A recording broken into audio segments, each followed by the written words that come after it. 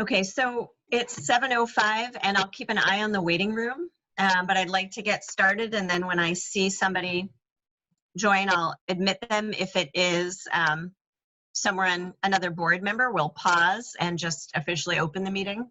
I don't think we have any action items, so I think we can just start with our, well, I suppose that we won't approve our minutes, so we'll just go right to the heart of it, which is looking at our draft community engagement plan. And I first just wanted to say thank you.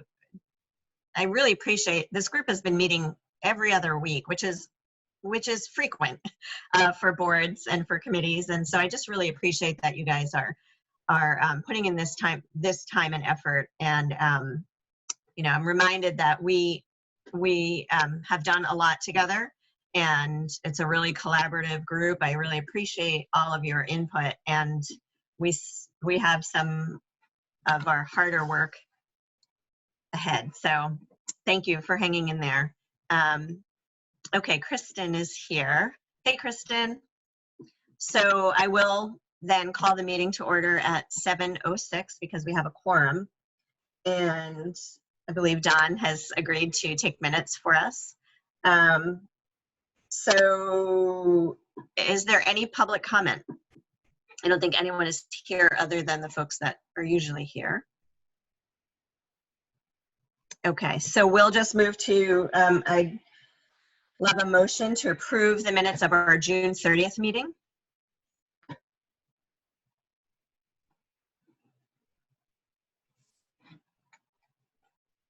So moved. Thank you, Andrew. Second.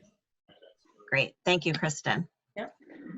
All those in favor of approving the minutes from June 30th, please say aye. Aye. Okay, great. So the minutes are approved. So, and it looks like we've been joined by Liz as well. So I sent around a draft of the community engagement plan, and what I thought we could do, if you have that in front of you, if we could just take a little bit of time to look at that together. And before we dive into the specifics, I wanted to do a go around and get people's feedback, just initial reactions, things they like about this plan, and any concerns that you might have about it. Just like to get kind of your general vibe on what we're trying to accomplish for the fall. And in the top of the, on the top of the document, you can see what our purposes are. So I took the first stab at this. I shared it with Patrick, Don, Sue, and Kevin. So some folks have seen this already, but please, any feedback is welcome from the top to the bottom. So if we can just go around, and I'm going to call out your name, and if you need a little bit of time to digest, we'll come back to you. Let's see. So at the top of my screen is Sarah. So Sarah, would you like to go ahead and share? I need more time with it. Okay. Okay, so Kim is the next person on my list. Hey, Krista. And if you'd like, if it would be helpful, we can just take a few minutes for everyone to look at it together. Let's do that. I'll give you guys a few minutes to look at it. If you didn't get the chance to take a peek in advance, let me know if you can't see it. I can't see it. Okay, so Sal, would you like me to send you the link via chat or share it to you in your email? What's easiest for you? Or do you want me to share the screen? What's the easiest way? You can share the screen if you want, but that kind of messes everyone else up a bit. Not necessarily. I mean, I think we can do that. If that's the only way for you to be able to participate and see it, then let's do that. All right. Okay, so let's see. I'm just not sure how to get a hold of it and not lose the screen. I'm not really sure how to do that. Yeah. Okay, so let me pull it up.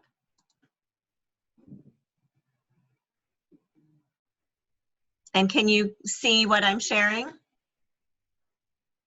Yes. Okay. Beautiful.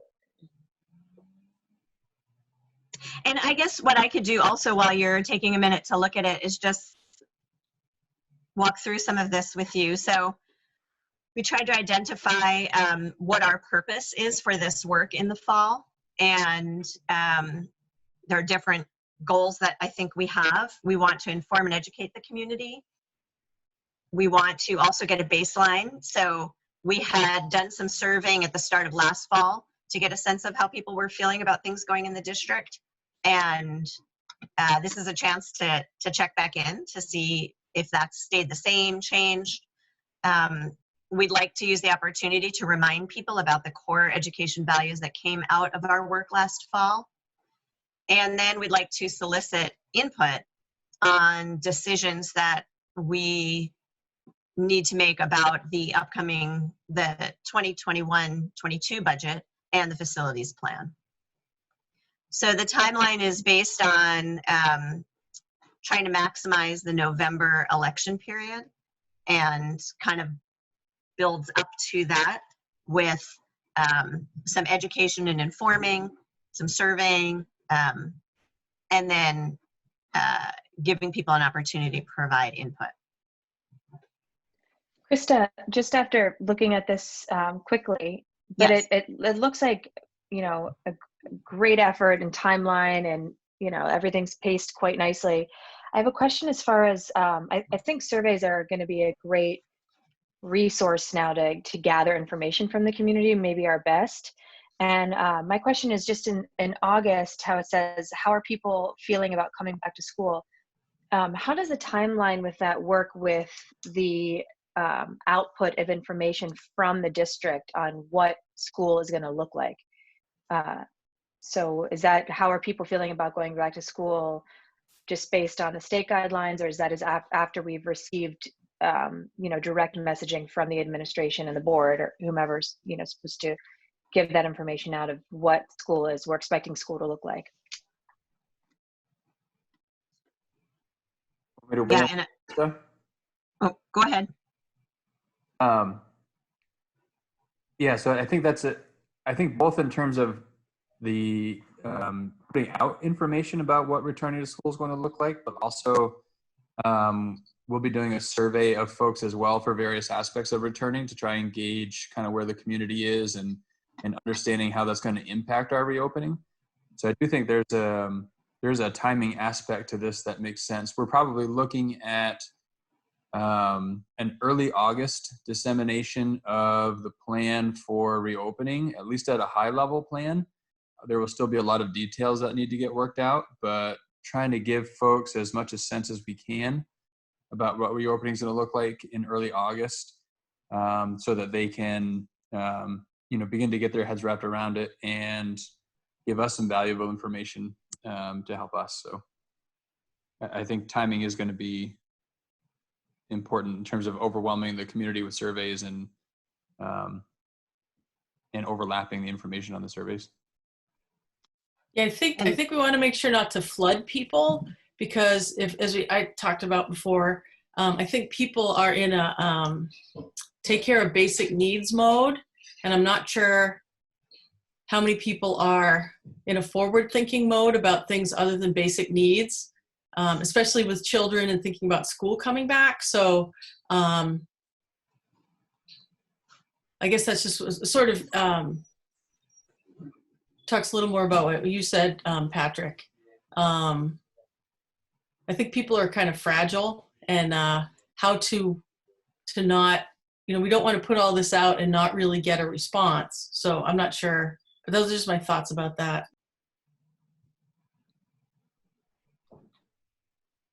Yeah, Kristen, I hear the fragility, but in the same breath with the fragility, I also hear people really wanting to know how best to make the decision of whether or not to send their kids to school, and if, you know, what that means for their work environment and everything else. So Well, no, I agree.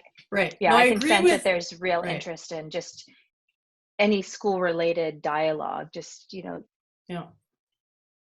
No, I think people are yearning for that information about what's it going to be like for school. I was just saying, adding stuff to that, we want to be really careful not to do that, because the main important thing the district is doing is getting ready for school to start. So we don't want to deflect from that or confuse people or something. So I think we have to be careful. So I agree with you, Sarah, for sure. I think it's also true that people want to be able to have some input as well.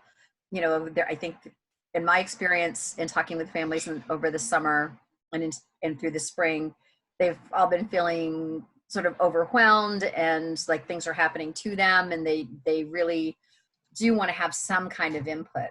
Mhm. So I think, you know, having an opportunity to be part of a survey would be really important for families.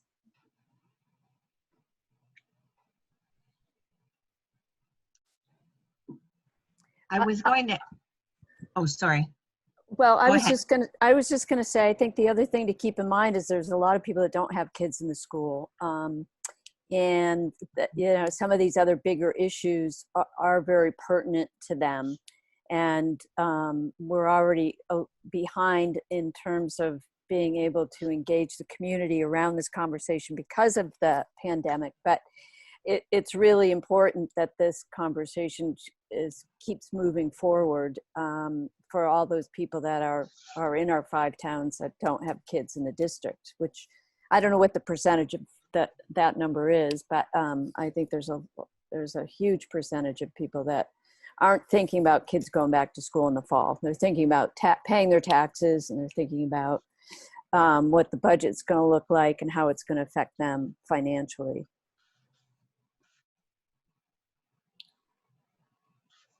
Go I've ahead, Sal. got an idea. Is it possible to create a dual survey that will be something that, hey, updates on the 2 major things we need to talk about in August, and then have it, you know, A and B, 2 different sort of surveys that cover those different things. So then everyone's kind of drawn into it.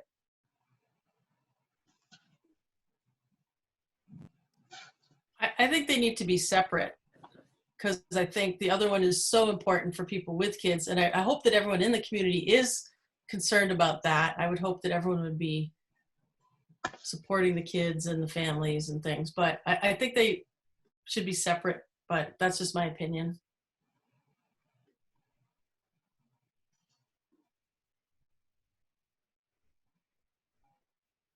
What are some other reactions folks have about that piece or the purpose or our approach? I was just going to say the first thing that struck me on the first line, and I know that we've got the budget coming up, which is a big, huge deal, and the facilities. But I think one thing that is important to keep in mind is the fact that the purpose of engaging the community is sort of an ongoing conversation in addition to these big things. So if we don't keep engagement going at a level that keeps them engaged, I think coming in with all of a sudden these big things is going to be overwhelming, to get back to what people have been saying. And so, you know, there's a way for us to engage in the community that's, you know, positive and provide some upbeat information about things that are happening in the district during the summertime that will keep people engaged and keep them sort of tuned into what's happening in the school. And then these big engagement priorities come along as part of this overall plan, as opposed to sort of being these big, huge elephants that all of a sudden show up and people are like, whoa, you know, this is a big deal. So, so I think what's important to remember, and just one of the reasons I got involved in the beginning, you know, years ago when we did the 5-town learning community, was to really try to connect the school and the community generally, and that all of the other big decisions, if you're successful at connecting those 2 factions, the big conversations are going to ultimately be more successful because you have people's ear. So so I've just always, the purpose of a fall engagement includes these big things, but the ongoing engagement and the ongoing keeping people apprised of what's happening and what the school decisions are and some of the great things that are happening is also really super important.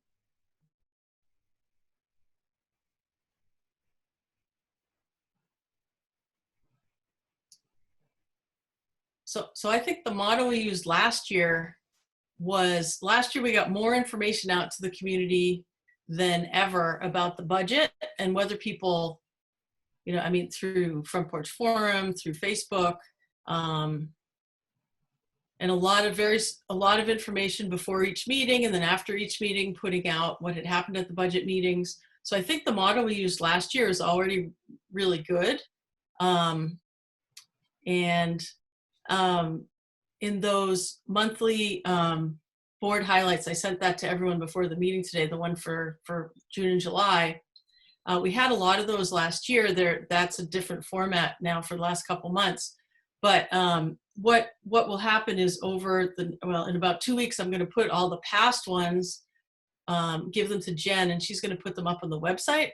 So you guys can look back at what we did last year and what we put out last year, which was quite a lot of information, including Patrick putting out all the incredible economic information and us putting out links to that almost constantly as they were coming up.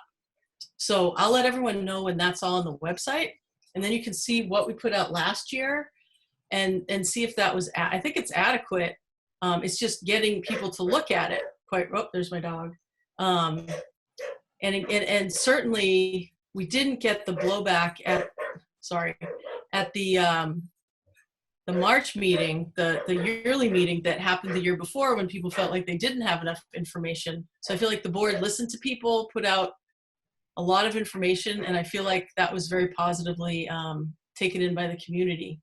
So just a comment about how we did it differently last year, and how that already was very, had a positive, the community was positive about that.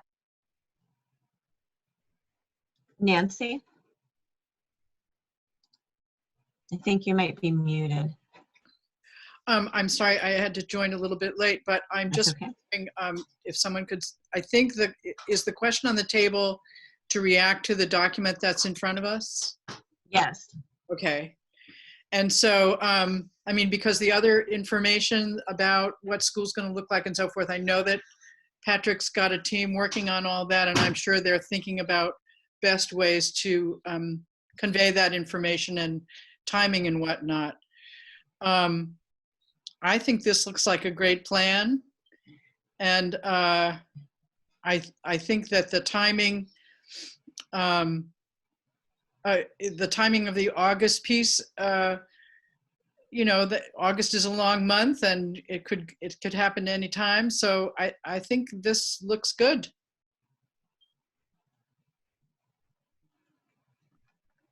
I have a question as far as what is the appetite of the community and the administration and the facilities study that's ongoing to pursue, it doesn't seem like it's in the realm of possibility to pursue anything similar to the timeline that we had drafted months ago. But what is the appetite for facilities updates, plans for this committee and the administration? I'm curious about that, because I'm curious how much that should weigh into our ongoing conversations. What do you mean appetite, Sarah? I mean, we had pretty much laid out the timeline saying, like, we're hoping to vote on something in March, a plan that was going to be in place for how we should pursue the facilities within our district, and whether or not that would be another bond or, talking about how to most efficiently, capitalize on our resources here, or however we want to phrase it. And I'm just curious of where that conversation is right now, given COVID and, all the challenges with the budget, and what has seemed to me just a shift of focus. So I guess the question is appetite, or you could say, like, what is the focus right now as far as facilities are concerned? And where does that play into the wider conversation throughout throughout the Community Engagement Committee's plan for engaging with the community? Well, if I could answer, I mean, I think we found that there's no appetite for closing any of our schools.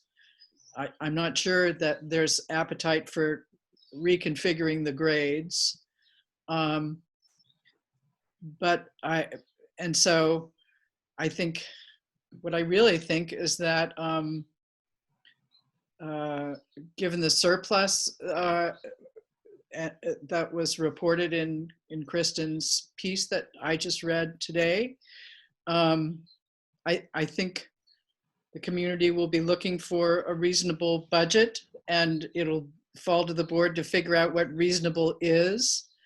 And I think that I don't see an appetite for anything different from that. I mean, I haven't seen it. I don't think we saw it in the results we got from the conversations we had. People are always concerned about taxes, and so I know the board will, and Patrick will do the best they can to present a reasonable budget. So I think that, can you guys still hear me okay? Yep. Okay, I've lost video now too as well. Anyway, I don't know if this was part of your question as well, Sarah, but you know, before COVID, we our plan was to take a pause around the facilities discussions while the consultants did their work, which is part of why this committee kind of shifted to thinking about, well, then, you know, before we could really shift to thinking about bringing together community members to talk about some of those issues that seemed out of the scope of the board, the pandemic hit. But that's kind of, I think, where we still are as far as our own work, which is this report is coming out, you know, in the next couple of months. But in the meantime, we are trying to get folks together around some of those other bigger conversations and map out a plan for when that report comes out. As far as but we have not, and I think this relates to Kim's point as well, I don't know that we've done a great job of reminding people that that is our plan. And to our credit, the pandemic hit. So that became the big focus. And it still probably is really the big focus. But I think also to Kim's point, you know, there is a lot of ways we can still engage people. I think the district did a great job with that around pandemic related responses. So I feel good about that. So I think our charge now is to kind of to get back out there, and I agree that we did a tremendous job sharing information. You know, this time last year, really building in a lot better plan for sharing information. But I think that's still on the sort of thin engagement end of things, something we should always be doing. But I think, well, it's important to figure out how to do some more of that thick, you know, getting the pulse of folks. You know, where are you at with these conversations, and what opportunities are there for people to provide input about whatever it is they've got going on. Most imperative for us is the budget and facilities conversation, but we probably should be open to whatever people feel like they want to talk about right now. But I'd love to hear if other people, these are great, this is great feedback and really great comments. I'd love to hear if Andrew or Liz, Don, anybody else has anything to add to that, you know, reactions to this plan. I guess if I could just interject for a second based on Sure. Sarah's comment. For me, the focus has temporarily shifted to COVID because that was an emergency that sort of presented itself that needed to be addressed. And there's still obviously a lot of work happening on that.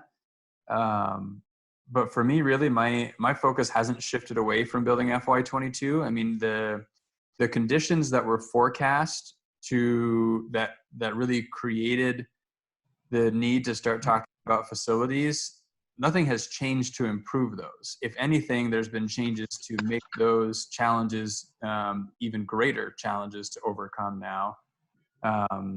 And depending on really how it all plays out, potentially speeds up the need to make some important and substantial decisions about how we spend our dollars in light of perhaps having fewer dollars. So Sarah, you've mentioned the reality, I think, of some families choosing to homeschool their students, their children. That's going to have an impact. Having to somehow make up for the lost revenue going into the ed fund, that's going to have an impact. Exactly what, how many dollars, and how is it going to be, repaid over time is unclear right now, but it's definitely going to have a negative impact at some point in time. So for me, it's still what was already feeling like a little bit of a perfect storm is even more so now. And I think as we continue the work on our long range planning, we can hopefully lean on that work to make some short-term decisions that may be necessary. So for me, that remains a critical community engagement aspect that that I think would greatly benefit the community if this committee continued to keep that conversation going. I'll add too that the timeline, it's sort of interesting. So we had a timeline set out that we were mostly able to adhere to. And then when we reached out to the consultants to help us with the study, with COVID and everything, they were originally talking about a November or December window in which they could get the report to us, which kind of threw our timeline way off. Since then, we've continued the conversation with them and we're able to get them information earlier than anticipated. And they're now going to have a draft plan for us in early August. August 1 specifically is the date they're shooting for. So I believe our prior timeline had the board reviewing the study at its retreat and thinking about how do we bring this information that we've now learned back out to the community and keep those conversations going. So it's worth taking a look again at that timeline to see, are we perhaps able to get back on track and target, we had looked at a March date to perhaps put some decision before the community. So that may be something that we still want to consider.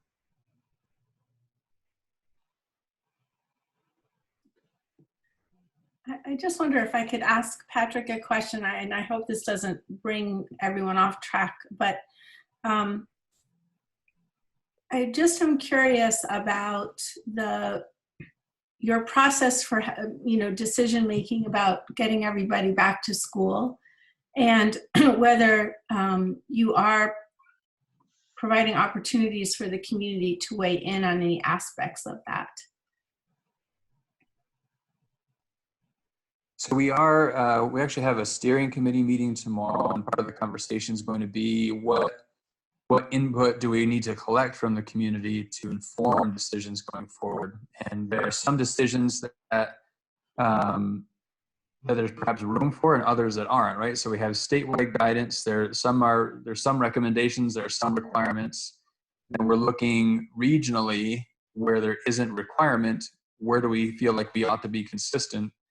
And then more locally, thinking about Addison County, where do we need to be consistent since we share students with a career center? And then even beyond that, across our schools, what needs to be consistent, what has to be different. So there are many different layers, all of which have different levels of potential influence from the community. But we do need to reach out to the community to gather some information to inform sort of what returning to school might look like. It seems to me that for this committee to continue to be credible, which I think you have been, that if there's a way to connect that conversation that you're having, Patrick, with your team, and have this committee help gather some of that input, I think it would help when the committee also wants to gather input about these other issues. Because then the committee's in a position where they are consistently helping the community have a voice in what matters, and bringing people back to school is so fraught right now, and that matters so much to people that I just wonder about trying to integrate that work with what this committee is doing. And if I could just say something to that, I'm going to be part of the communications group planning for that kind of messaging that's going to go out around COVID, going back to school. And I thought about actually inviting Adora Frazier, who's the chair of that committee and the principal at Robinson, to join us tonight, or at least, very least, share this plan. So anyway, I'm hopeful that there will be a lot of opportunity for us to communicate about being on the same page. How can we help each other? How can we frame this all in a way that is not duplicative or flooding people? That it's well connected.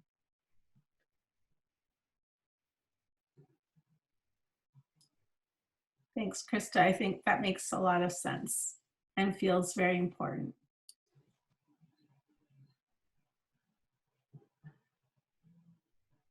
So what I think would be really helpful is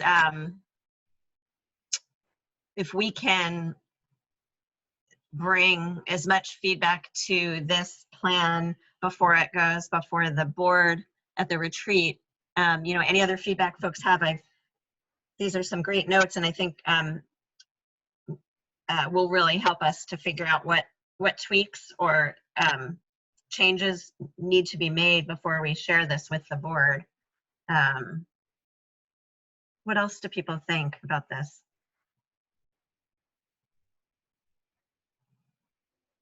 Well, what you've said, what Susan said, and what you've said, Krista, makes me wonder if it occurs to me that there is in fact, I had a community person was saying this to me today, that there probably is an intersection between COVID planning and facilities planning, especially around needing to have more kids, fewer kids in more spaces, and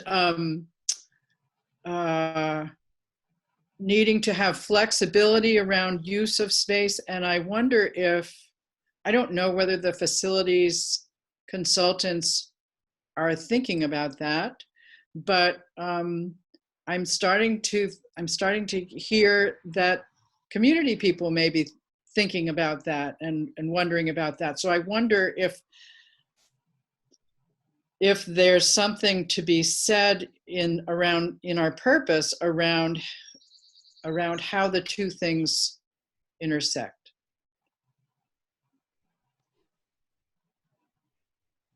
And I guess I have to add the perspective. In Moncton, we've been having, I think I brought this up before, discussions about our town hall, which was voted on to do, and then people talking about financial strain and that aspect of the COVID problem.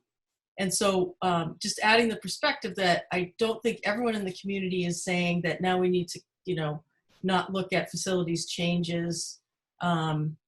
Just in the Moncton community, there's a lot of discussion about how obviously school and personal finances are going to be much different going forward. So I just wanted to add that perspective. Also, I don't think that there is one perspective about any of that still, even though COVID has occurred.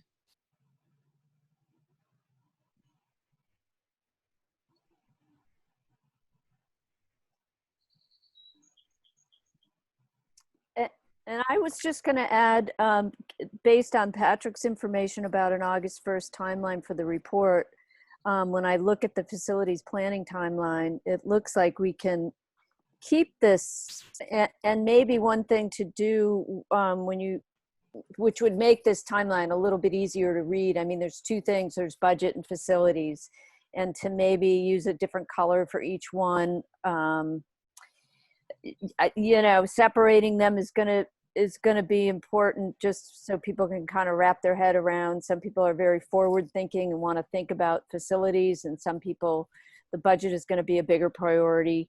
But the facilities timeline, to try to have something for a March community vote, seems like we can stay on track if we make sure that this timeline in this document dovetails with what we originally laid out. It's a little tricky to figure out what's a budget, you know, are we going to ask, is the survey going to have questions about budget and facilities in the same survey? Or, I don't know, it just seems like it gets a little bit unruly very quickly. But again, I'm just looking at this timeline for the facilities planning, and based on an August 1st report, we can, if we stick with this, we can meet that timeline, which I hear Patrick say is pretty important.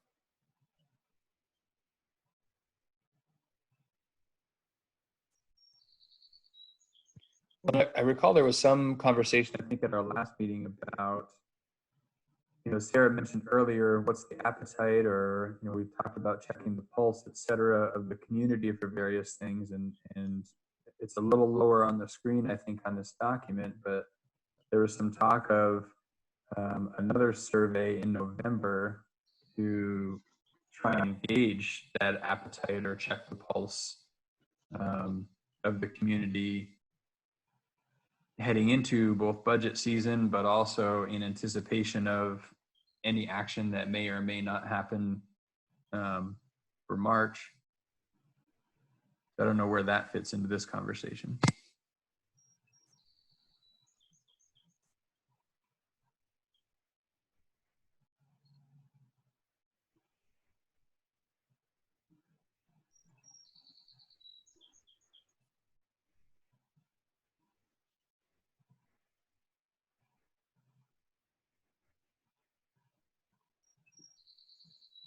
Kim, can I share the your media calendar? Sure, and that's just a draft. At the last meeting, we had talked about having a calendar of outreach to the community so that there was some consistency and we could plan ahead, and that we were also hitting all the multiple channels between the website, the front porch forums, the social media, and then potential press releases to the Addison Independent, in addition to some of the meetings and things that we're doing. So I just put together, without seeing any of this or really knowing what this plan was. So it's not going to, again, it's just a draft, but yeah, feel free to share it.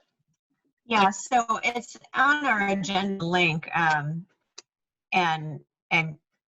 you know, I'm just sharing it because I think we can take dates. The idea is one that I think goes really well with what our bird communication plan hopes that we will achieve, which is a really deliberate checking in with the community, and also goes along well with what Kristen's been doing, which is sharing out board highlights. And so so thank you to, and you guys have both been talking, Kristen and Kim, a little bit about this, and I think it's helpful for us to, whatever the look like, this also is a great thing. We share all board members to say, okay, you take this week, you take this week, and I think, and Kristen's done that with our front forum posts, but you know, just like this is how we can stay regularly in of our community, so that those big decisions aren't coming out without already having a vision of communication and engagement.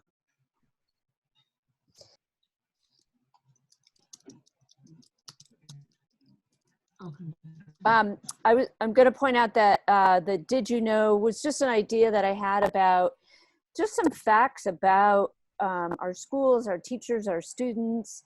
And as I said, we've got a huge number of people in our 5 towns that aren't really connected to the school at all. And those are really, as we've always said, the people that we're trying desperately to engage. And by sharing out just some information about Like, did you know that there are X number of students in the ELP program this summer receiving services or lunches, the number of lunches? Or did you know one of our students is on Senator Leahy's coronavirus task force? Or, you know, there's a million things that we could put out that would be good news, history. Did you know Beeman Academy was built in, you know, 1772 or whatever it was, or 1524, you know, that I think would be of interest to people in the 5 towns. And it's just a little fact every week. It doesn't have to be complicated. It's not really inviting debate. It's really just information about our schools, our teachers, our students, and you know, some fun things and interesting things, a little bit of history, and a little bit of just community connection. So that's what the did you know on that timeline is. I love that idea.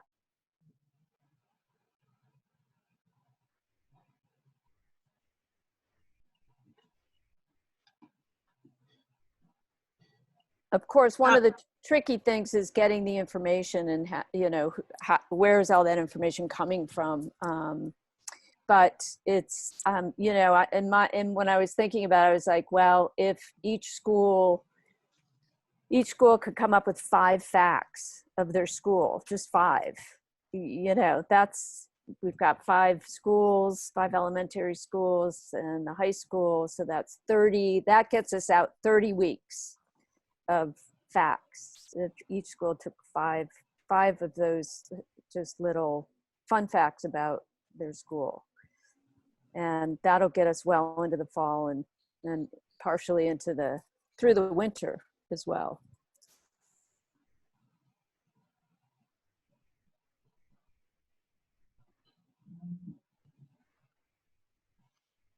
Am I still breaking out? Nope. Okay. Kristen, can you just remind folks what you've been doing with the Front Porch Forum post for the board highlights? Because I don't know if this group is aware of that. Yeah, I mean, we've been doing that more for the last year. And I think we started it about this time last year, moving up to the budget due to the community response that the year before they hadn't got enough information about the budget. And so we started those, and of course it included all board stuff, not just the budget. And now it's sort of in a more polished format. And we are doing that. And one board member in each town is disseminating that information on Front Porch Forum in Moncton. I also do it on Facebook because you have I think there's 780 people on that. And 900, almost 1,000 people and 780 households are on that. And I think more people actually pay attention to that in Moncton than Front Porch Forum. I think each town has its own style and its own ways to get information out. So I just checked because I posted that today, and there's already a couple of thumbs ups and some people saying, thank you so much. This is a great way to get information. Jennifer wants all the ones from last year so that she can put them up as like an archive. And so I'm like, wow, we did do a lot of those. So I'm a little busy at work for the next couple of weeks, but so by August we'll get those up so people can look at what we did last year. And then, you know, each month getting different information out as Patrick and the administration get, especially in regards to the budget information out, which last year they got very granular about it and very, I mean, people were saying they really liked getting that much information last year. I don't think we had any complaints at all about the amount of information going out or the quality of it. So sort of following that, we'll keep doing that this year in that sort of even more polished look, and just trying to, I think it was Steve who said at the last meeting, well, wait a second, there's meeting minutes to every meeting we have. So this is just like a more digestible form, right? And we were like, yeah, it's a more digestible form because who wants to read the minutes? Because it's sort of brutal to read in a way. So, so just to make it more accessible. And then one thing I had to add is that on the new website, we had talked about having just a generic email so that people had questions for the school board. They could just click that and ask a question, and then we would figure out a way to deal with that. I mean, we look at Chittenden South and their website, and what they have that on their website. So we kind of copy them because they seem to be doing a really good job at communicating. So maybe at the board meeting, I'll suggest that we add that and then figure out who would then look at that and address those questions or that kind of thing. Just again, to make more of a dialogue like we've been trying to do than just a one-way communication stream. So yeah, those will come out after each board meeting. And last time we had wanted to have everyone have input into what should be on that, but as usual, we ran out of time and the meeting got really late. But a few people did give me a little input about that afterward. So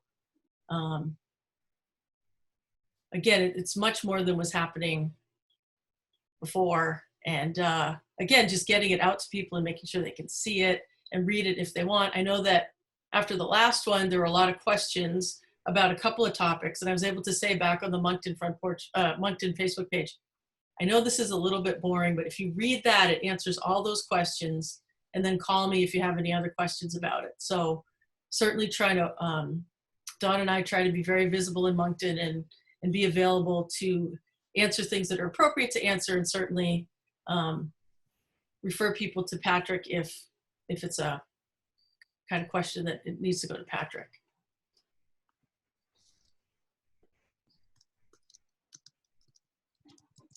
So I think that the plan that we come up with for the fall engagement and the, looking at a deliberate outreach around that will maybe have some overlap with, but also just expand on what we've been doing already with just keeping people on top of what's happening at board meetings in particular.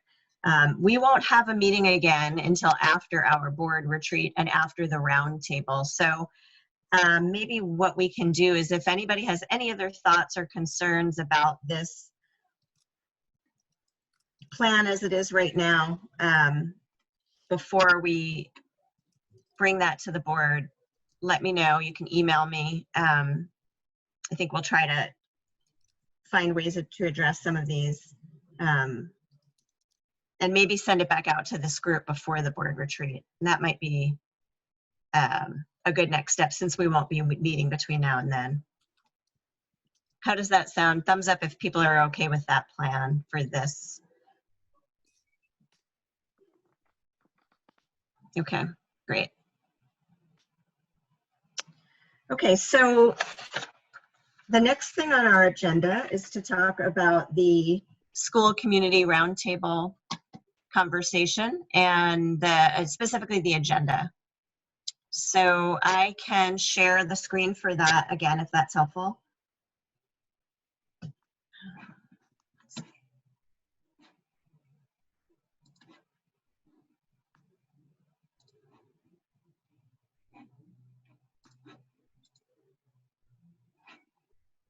So I think I lost you guys. Let's see. Okay, can you see that? Is that visible to people? No, it's not. Nope. Now it is. Now it is. Okay. Okay. So you can see what our general purpose is, and the agenda, what the agenda is shaping up to look like. And Sue put this together and shared this with Patrick and Dawn and Kevin and I on our call last week. And so I wanted to share this with this group and see what feedback or thoughts people might have. And Sue, I didn't know if you wanted to hit any of the highlights for people. It's hard to see everyone when I'm sharing my screen, so I'm sorry. I'm going to try to figure out how to do it so I can. But I mean, I'm just happy to talk through the overall, like, the purpose, which, so you all talked about this, and then I got it from Krista and Patrick, and so this was an attempt to capture kind of third hand people's hopes about what this meeting could be like. And so it sounded like people wanted the opportunity to have a pretty open conversation about what the 5 towns are facing, given just all that's happening in the world right now, and then just to explore some opportunities possibly for collaboration across the towns and the school and other sectors of the community to help the towns kind of walk through this moment in a good way. And so the agenda was, you know, just starting, of course, with introductions, and this will be really important because you have people that are from different sectors of the community that you may not have engaged with before. And then a pretty open conversation about what the community is facing. And that part of the agenda really, I think, has people first talk about their own personal experiences and what they're facing, and then what stands out about what the community as a whole is facing. And then the third part was really an opportunity just for you all to share back with this more diverse group some of the things that you heard from the engagement work you did. And granted, those things are related to the schools, but those values could still be interesting, I think. And some of the places where the community had some energy around looking at ways to increase demographics and looking at school community partnerships, and also kind of doing some advocacy in the legislature.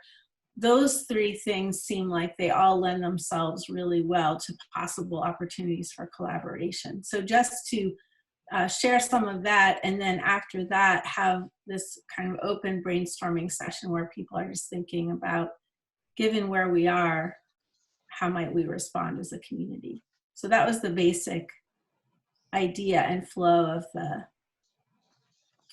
agenda. So Krista, maybe it's good to pause and just see if people have any thoughts about the overall flow of the way that we tried to capture what people were hoping to do.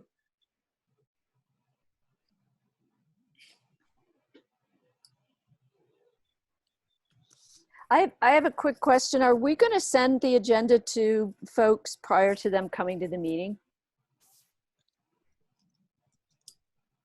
I would encourage you to send this little abbreviated agenda that, you know, just I did a very fleshed out version below it. That's kind of for the people who facilitate the meeting, but I think this very abbreviated version would be helpful to send to people ahead of time. Okay, I did talk to one of our town administrators, and he was interested in some background information about what this district was facing, and I sent him this communities working together to find a solution. This report after our when we did our community forum, just because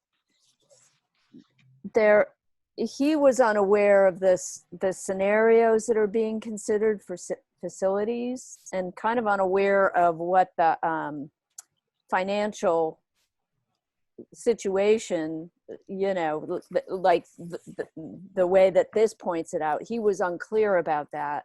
And so I'm wondering if we as a group might want to agree on what to send people.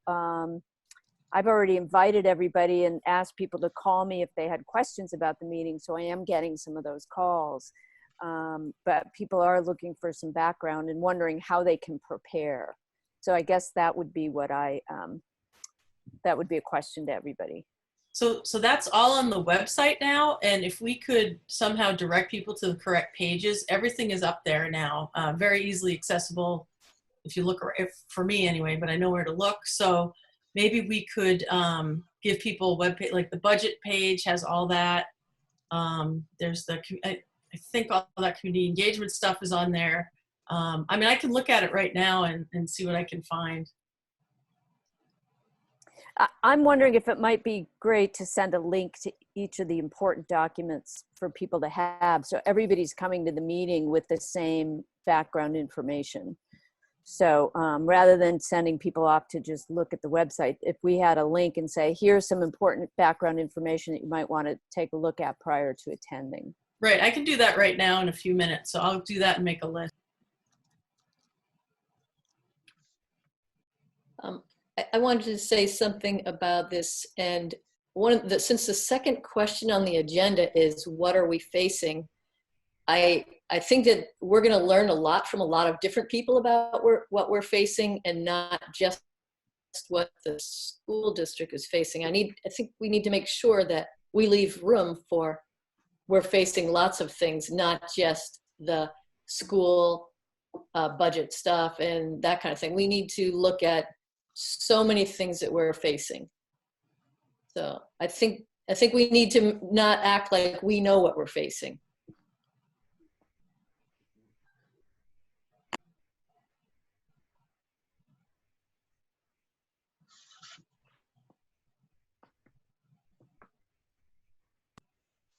I mean, what I mean is the school knows what the school is facing, but we're inviting a lot of other people and other things. They're faced with other things and they're thinking about other things. We need to make sure that's clear, that the school doesn't know everything about what the community is facing. Right, and I think that, but some of them are asking for the information that we have. So I think if we provide that, that makes a lot of sense. So like I'm making the list right now, and I should just take a few minutes.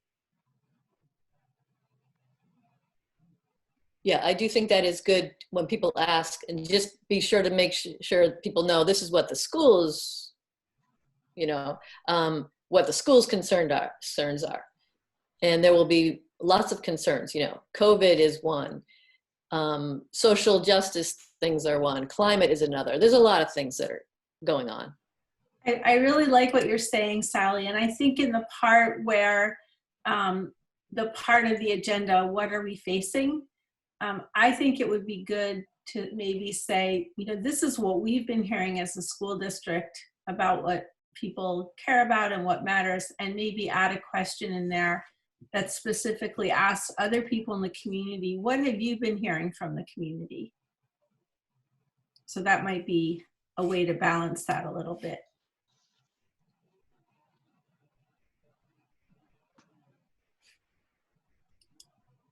Right, and I think that there's, all of the inequities highlighted specifically by COVID, the intersectionality of, what people are facing with COVID and racial justice or injustice, and the economy, and it all overlaps and rolls into a really nice ball of chaos and challenges. But Sally, I appreciate your phrasing of that. And I was just recently at the training last week, and there were 3 questions asked of the group that I was with, and one of them, what are the inequities that COVID has highlighted? And then what does this mean for your work going forward in whatever sector you're in? So that could be, what does that mean for our work as a district? And then third question is, how are you going to not only work towards eliminating these inequities, but how are you going to stick with that work after this crisis has left us? So those could be, additional topics, or we'll probably end up somewhere in there during the conversation.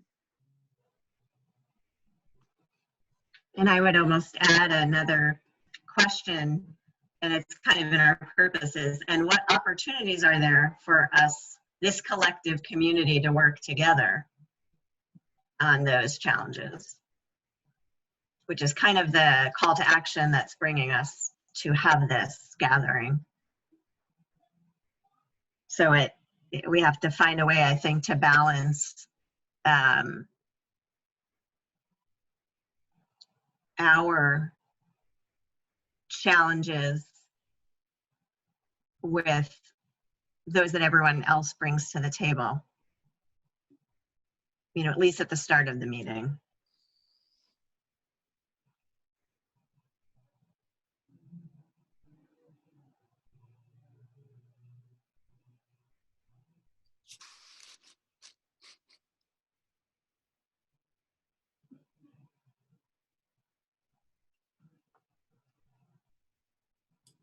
Sarah, this is Sue. I really like, Sarah, those questions that you raised up, and I do think that that is what's on a lot of people's minds right now. And so I'm happy to try to incorporate some of that in here, because I do think, I mean, it's really important to provide the container that works for the context, right? And that is the moment that we're in. And so I think it's a little challenging right now to, you know, try to make the container so big that everybody can weigh in and you're not directing it, but also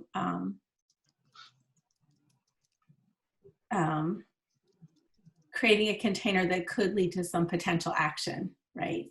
Because if it's so big, it can just feel so overwhelming that you've had a conversation, but then there's not really clarity about what might happen next. So I think that's the balancing act to try to pull off.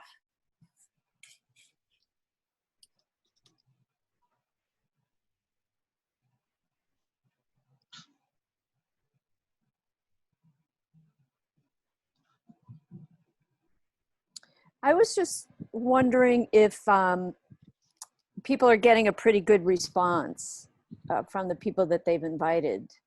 Are we finding that there's an appetite for this kind of collaborative community conversation?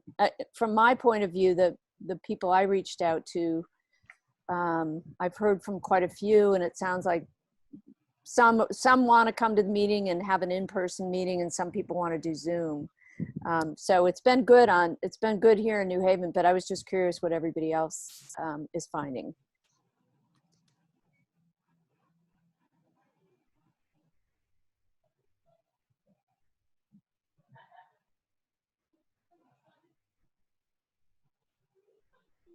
I've had a little bit of a mixed response. I've had some yeses and a mix of in-person and Zoom. And then, well, I guess not mixed, I just haven't heard back from a couple of people.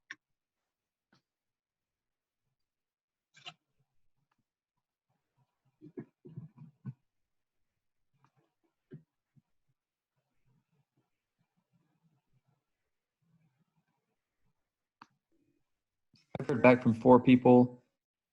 3 of the 4 plan to attend, and 2 of those are in person and 1 Zoom.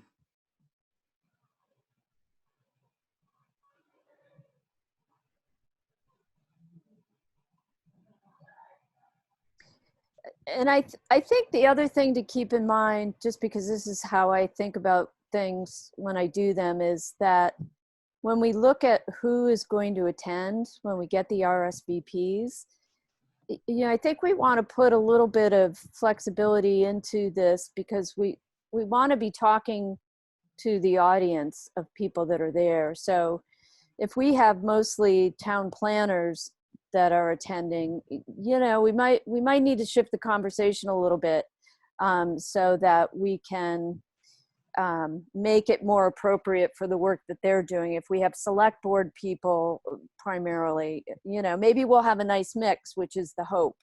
But I think it might be important to just really take a look at the RSVPs, really figure out who's going to be there, and then make sure that whatever we're offering for this, because everybody's time is so precious, that we're going to make it worthwhile and it's going to be relevant to the people that are attending. So just to keep in mind who the people are that will be coming.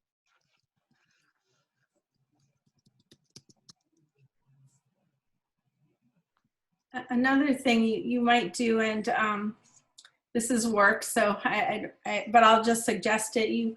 Once you get your RSVP list together, you could just send out a little survey with this brief agenda and ask people, you know, why are you coming and what do you hope will happen? And then you could adjust the agenda a little bit based on what you hear back.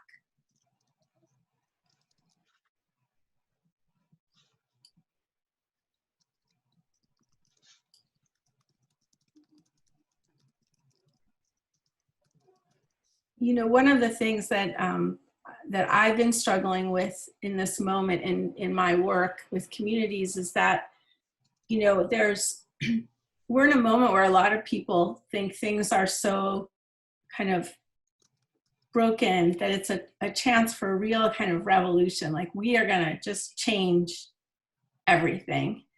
And then there are other people that are trying to kind of navigate and manage and improve the systems we have.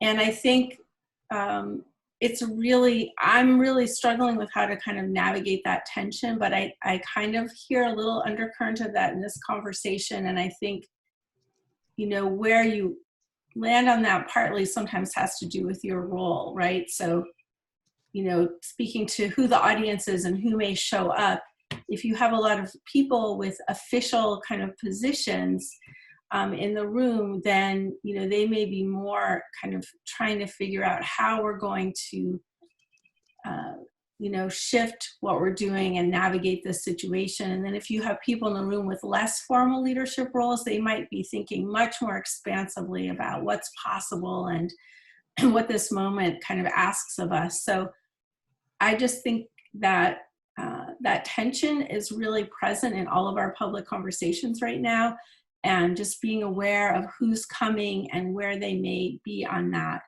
and being prepared to kind of navigate that feels important.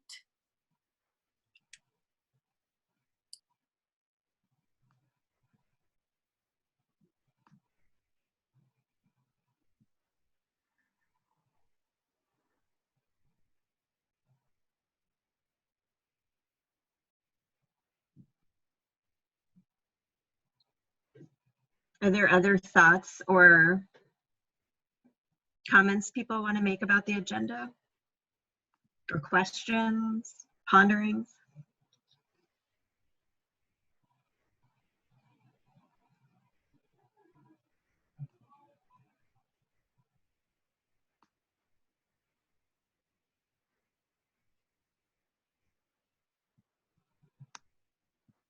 When I share the screen, I can't see everybody, so I'm going to stop sharing.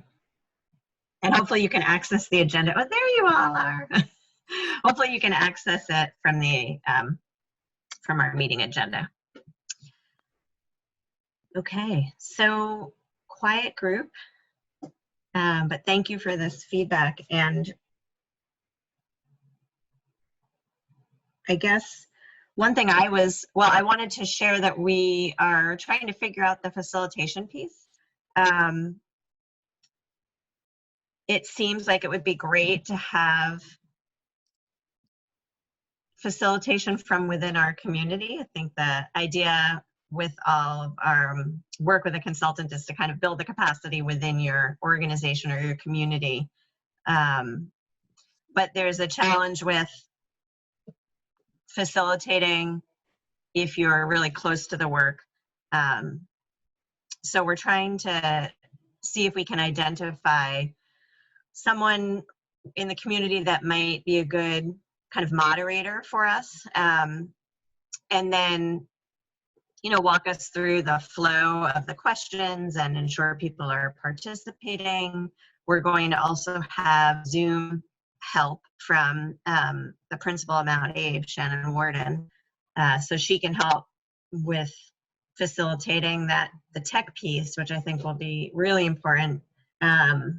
But we haven't yet identified. We've a couple of different ideas of people that have not been on the committee all along, but, you know, might be able to serve in that capacity. And then, you know, at different points in the conversation at the round table, the input that Patrick can provide or that any one of us can provide to frame the conversation will be really helpful. So that's kind of our initial thinking around how to facilitate this. But we don't yet have anybody identified.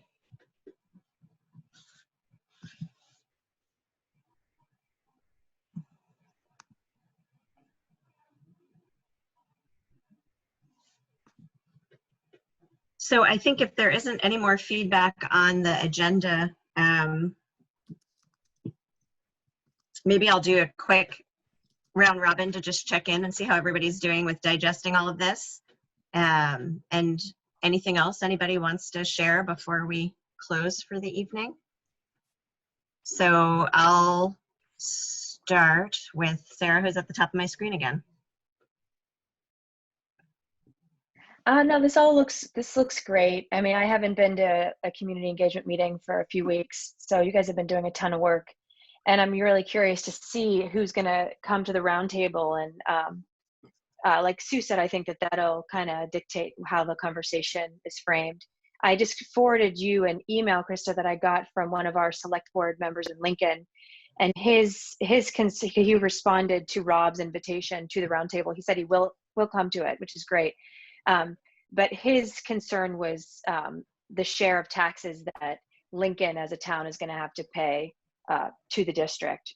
So that just kind of is a good example of how he wants to frame the conversation. And but yeah, the great work, and thank you guys so much. Okay, thank you. Sally?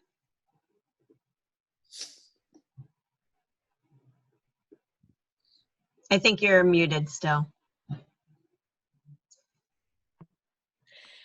I'm really excited about people of the community coming together. This really makes me happy.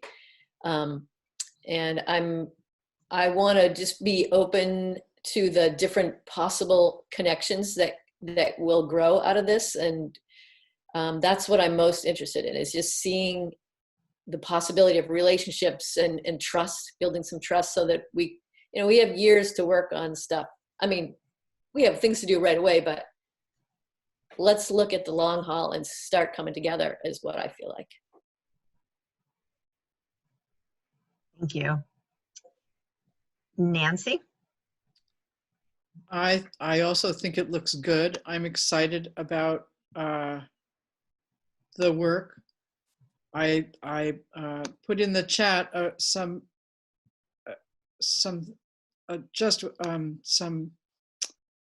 my earnest hope that we'll leave the meeting with some groups of people who've gathered around specific topics that they're committing to take action on, or that they might commit to take action on. I think it's important that this end up with actions that people can take going forward. And I haven't invited anyone yet, and I realize I've really got to get going to do that. Thank you.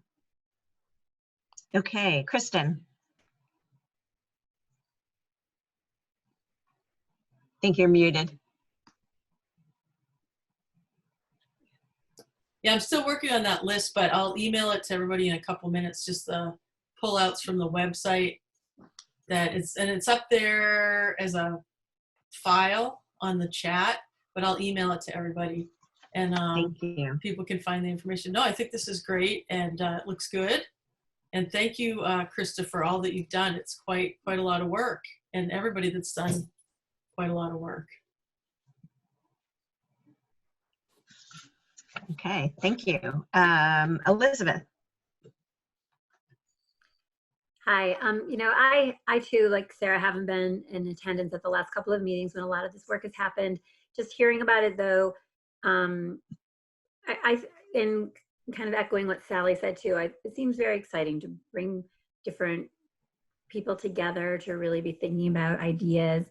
I think though, like kind of coming into it without having been a part of the planning, I'm also thinking about some of the ideas that were talked about, just like that, there's just a lot of directions this conversation could go, and it'll just be interesting to see how it plays out, like how it focuses in, and what comes out of it. But I do think just bringing a diverse group of people together is a nice idea. Okay, Kim. It's all pretty exciting, and I think for the roundtable, one of the things that I had put on that communication list was a press release about the fact that this was happening, which I think might help for people that haven't RSVP'd. It might generate, a reminder for them, and also show some collective energy about the fact that it's happening. So is there somebody that's doing a press release for this? Not yet. District? do you want me to take a stab at it and send it to you, and then we can get it to the paper? That would be fantastic. Okay. All right. I'll use, just based on the agenda and what the conversation that we had tonight, I'll put together that press release. And I think the Thank more people know about what's going on, we're inviting specific people from each town, but everybody should know that we're doing this. So, that's what I would love to see, and I'm happy to help make it happen. Awesome. Thank you. Patrick. I see Nancy had her hand up. Oh, sorry. Go ahead. You go ahead. I just have a question about an email address I need. So you go ahead, Patrick. Okay. Yeah, I think like other folks, I'm seeing a lot of exciting possibilities that could come about from this. And I think we've also identified some challenges that lie ahead. I think the challenge with that combination of many exciting possibilities and numerous challenges is, especially with a finite number of people here, being able to somehow take all of the energy and also focus it in a really directed way, even though there are many different directions we could go. I feel like we perhaps run the risk of everything being the priority, which makes nothing the priority. And then I'm concerned about the action-oriented aspect of this that has been a thread since that Saturday at Bristol Elementary School's cafeteria. And I think it's important that we don't lose that action-oriented aspect. Thank you. Darla. Again, I'll say what others have said. I've been away for a couple of meetings, and to come back and see all of this work is tremendous. So thank you for all of that. I'm excited about the roundtable. The idea of bringing different communities together and have a singular discussion, I think, is really unique and something that is going to give you a tremendous amount of information all at once. I think I'm very excited about that. I'm also excited to participate as a select board member. I'll wear a different hat that night, but I'm looking forward to it very much. So again, thank you for all your work. I also agree with Patrick about making sure that when we leave there, we've got a clear direction that we're headed in, and not 15 directions. While everything is important on one level or another, finding that topic that means the most to folks and being able to zero in will be very important as well. Thank you. Liz?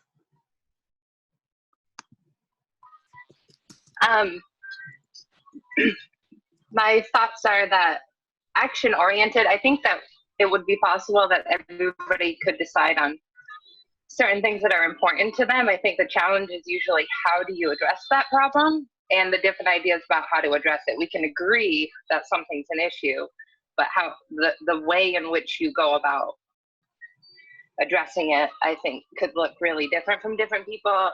For what Sarah said about the feedback that you got from your select board member, I think it was, sounds like maybe some background information on Act 46 could go a long way for them, as we've been sharing the tax burden far before we consolidated as a district. That was already something that was happening. So that could be helpful. And I'm hoping that, do you think that we can do the short preview survey with the agenda? Is that something you think we could do? Thank you. Yeah, that idea was definitely captured. So I think we should consider if we can make that work. Don, do you have anything you want to add from behind the notes and the minutes? When you push your space bar and you're taking minutes, you don't get to talk. You just get further on the page. Thank you to everybody for the continued work, and I'm just going to keep catching up on the minutes. Okay. Okay, I did want to just say one thing about the next steps piece. You know, I think we've talked about how the board can't really own that piece, but you know, one thing we this group could probably do is agree to reach back out to folks after the roundtable, depending on what bubbles up, and see if anybody from within this group or those attendees kind of are naturally interested in aligning in certain directions. But we will probably be needing to look for folks who are really compelled toward a particular focus to want to step up and herd that that gathering after this initial convening. So, you know, I think that's something that we'll have to figure out as we go. I don't think we want to convene this and then entirely drop it, but we don't really have the capacity to continue to move it along past the convening. Sally.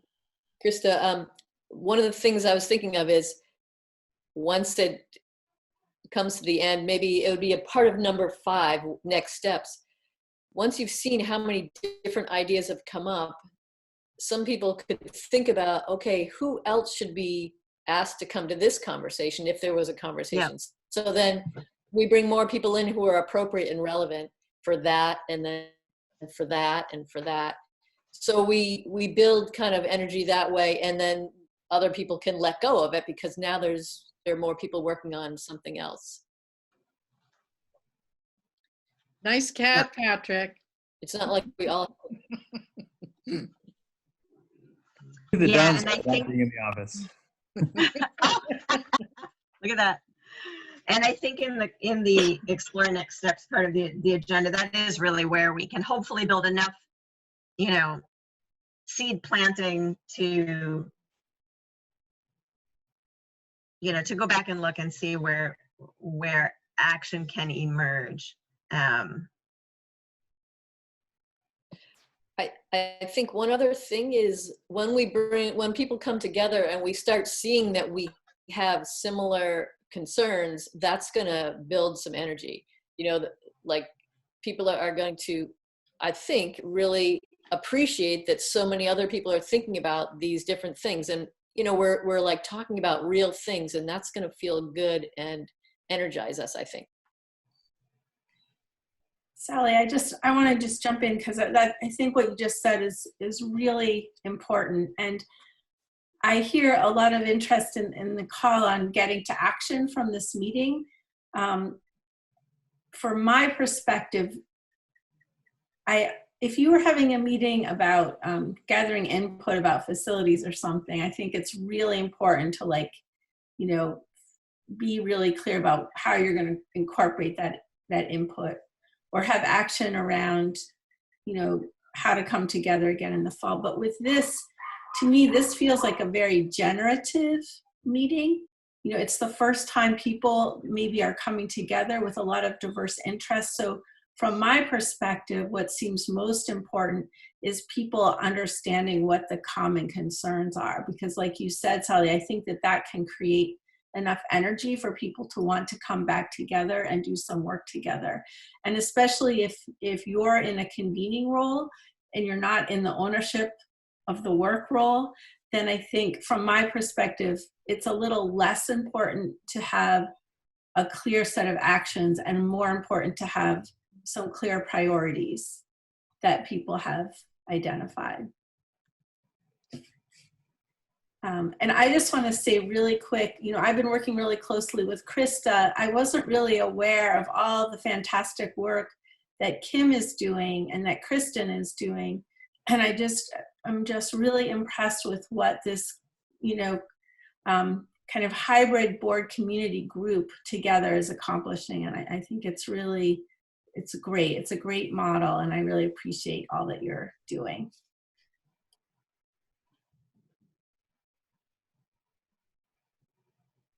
Okay, so anything else before we close? Oh, Nancy, go ahead. Can someone just give me Kevin Harper's email address?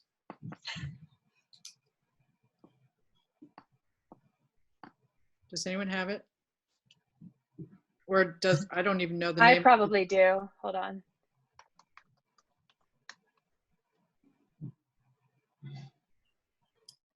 I'm going to sign off, everyone. Goodbye. It was good to see you all. Take care. Thanks, Susan. Thank you, Sue. Thank you, Susan.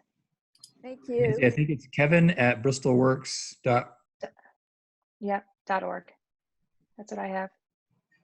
Thank you. Anything else, public comment wise? Anything else on anybody's mind? Krista, I just had this Yeah. one thought, and it was really, Sue already left the meeting, but when she just was talking about that, this group, finding those common interests, it did make me think about, the approach we take when doing our bargaining as for teachers contract around the critical issues bargaining. I've often felt like that whole approach could be used in so many different venues, really, because it's so much about identifying your commonalities, and then how do you get there.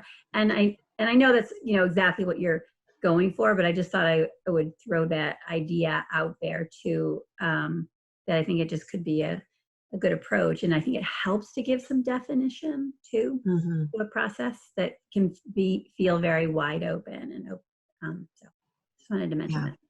Yep.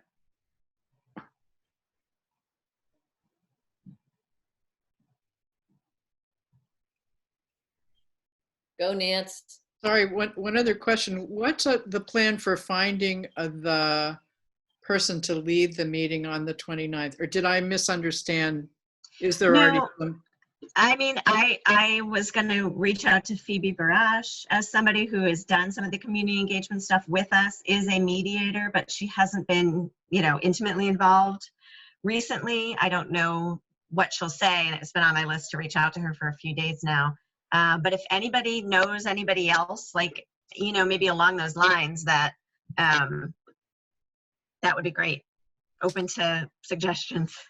We have Nancy. Yannette. Nancy. Yeah, that's who I was going to say. Nancy. Yep.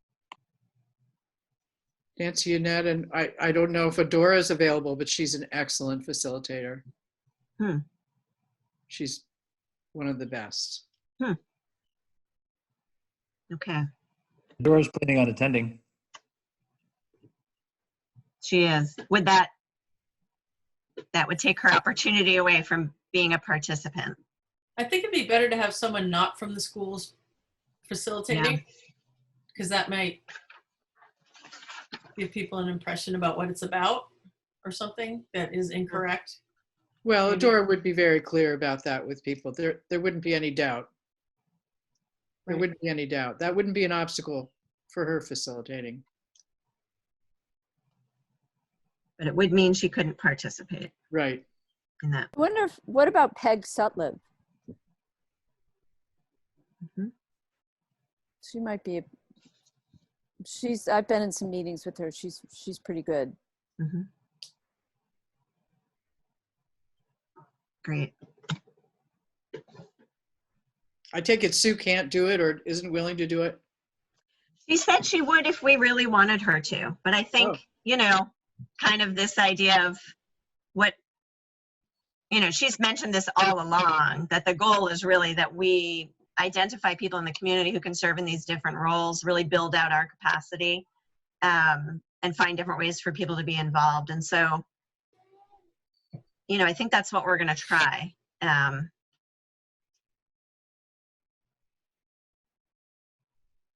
I suppose if we get really stuck, and she also said if we couldn't find somebody, she could provide a lot of coaching to any one of us. But we'll see how we do with asking some other folks first. And these are great suggestions. If anybody has any others, please let me know. Okay. There goes a cat tail. There's a cat. Another idea is maybe have a few different people facilitate a portion of it so they don't feel overwhelmed by doing it. Right. And they and then they can participate. Right. Yeah. Yep. There are, I think, different points in the agenda where it would be good to have, maybe Patrick offering his perspective of the school-based financial or school-based challenges. Maybe one of us talking about our goals for convening this based on the work we did in the fall. Yeah. But then, someone who can kind of work the room. Dueling Make the cats. moves. Woo. Yeah, what is your cat doing on the 29th? So another thing to consider is that when you have a meeting and there's people on Zoom and people in the room, you almost have to have 2 facilitators. One Right. person paying attention Yep. to the people on Zoom. I learned that from my daughter's college courses. So Yep. so there, Yeah, there so might need to be Shannon- someone focused on the Zoom, and if people Yep. are raising their hand, and then Yep. someone in the room, and them kind of working together. Right. Yeah, I think Shannon Warden is going to serve in that role for us, which is great. And Krista, are we going to provide masks or face shields for the participants? I suppose we could. I don't know. We didn't talk about that. We know we're going to require people to have them, but if that's something that seems like a good idea. What have you guys done that before, Patrick, with meetings that you've convened? It's pretty easy. Yeah, we haven't had very many in-person meetings. We're having one tomorrow, but I just asked people to bring a mask. I think it's pretty common that everyone has their own mask. I think most people actually prefer their own, but we can certainly we have some disposable masks on hand that we could just have at the ready for someone if they didn't bring one. Yeah, that might not be a bad idea. They're pretty easy to get now. We have a few thousand in stock right now, so we can bring a few.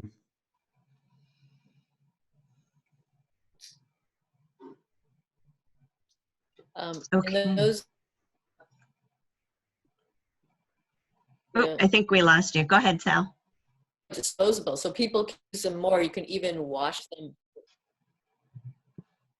I was just going to say, instead of, I don't know exactly what masks you have, but they're not necessarily disposable. Those ones that are like surgical masks, they look kind of papery. Those things can be used over and over, and they can be washed gently with soap. So no sense having people throw them away if they can use them again.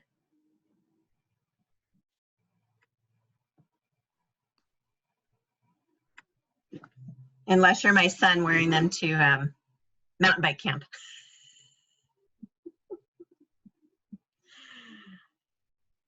Okay.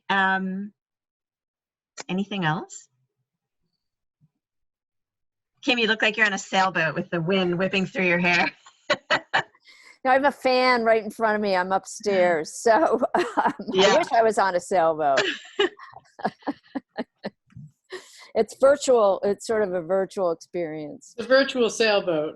Virtual sailboat. That's right.